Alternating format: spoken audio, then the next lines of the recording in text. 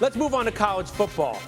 On ESPN Plus this morning, Todd McShays' latest 2021 draft rankings. Trevor Lawrence remains the top player. Not surprising, considering that Lawrence is McShays' top quarterback prospect since Andrew Luck in 2012. But BYU's Zach Wilson now overtakes Justin Fields as the second quarterback and 8th overall. Wilson has completed 61% of his deep balls this season. That's the best among qualified FBS players in the last 15 years. Fields falls to 9th overall in McShay's rankings after his performance against Northwestern. And Fields is going to get a chance to improve his draft stock in the Sugar Bowl against Clemson on Friday night. Now, take a look at his rankings right there. The top 10, Oregon standout lineman Penei Sewell is 2nd overall behind Trevor Lawrence, followed by Penn State's Micah Parsons and Alabama's and LSU's wideouts Devonta Smith and Jamar Chase. So it's getting interesting in the draft rankings. Let's welcome back in Mike Tannenbaum, Mark Sanchez, along with Dez.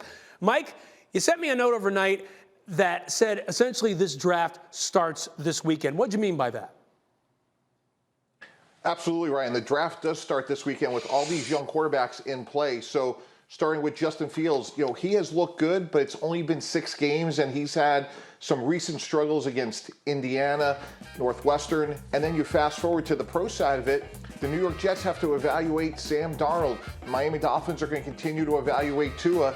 And then at the end of the year, take, for example, Joe Douglas. He has to sit there and say, am I better off with Sam Darnold, and as you just mentioned, someone like Penei Sewell from Oregon, or am I better off with Justin Fields?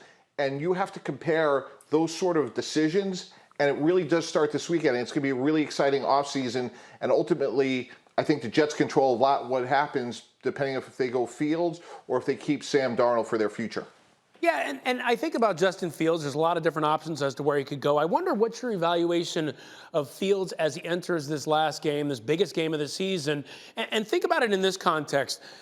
Could we actually see the Dolphins move on from Tua in favor of Fields? I'm not saying they will, but that's part of the conversation we've heard this year.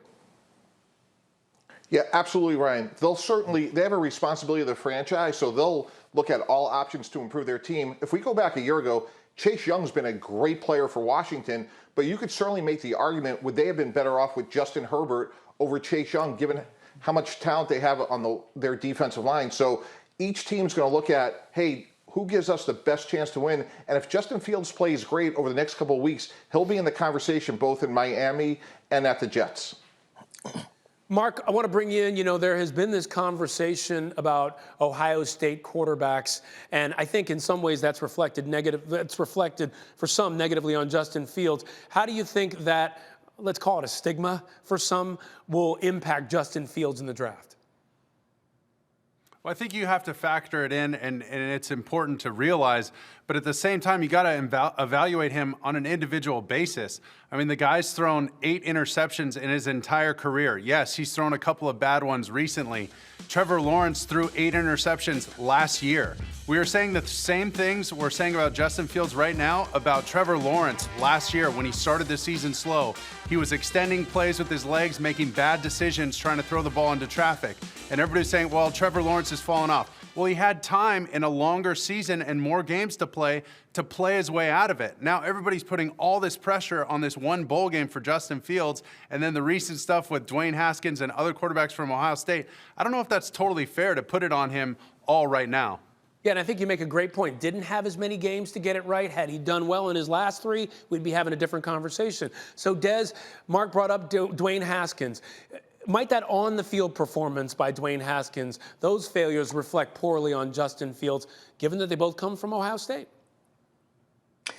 Yeah, I tell you what, guys, I think that Mark has made some excellent points, and Mike T has also made some great points. And Mike T can tell you that when you're looking at these players, don't forget, we're talking about first-round talent, first-round draft picks. We're not talking about can you go in the 3rd round or 4th round. That's a different conversation. And when you're talking about drafting a guy who could be potentially the face of your franchise, then you don't leave any stones unturned. And if he comes from a program that they don't have a good history of developing a person at that position where his skill level will translate well at the next level, then you have to look at that and you have to consider it. I know it's a smaller sample size for Justin Fields, but Mike T hit it on the head. I said it earlier.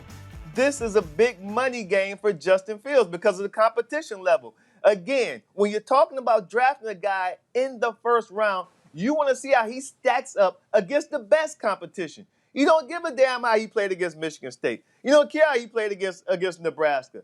How did he play in the championship game against Northwestern?